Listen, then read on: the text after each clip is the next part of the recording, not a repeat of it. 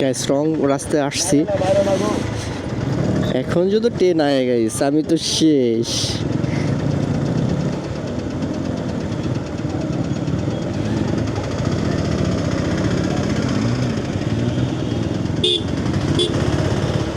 দেখছো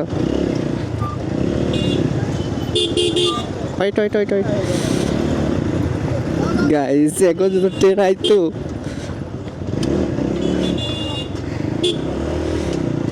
তাহলে তো আমি একবারে ট্রেনের নিচে বইরে যাইতাম। বাইসে গেছি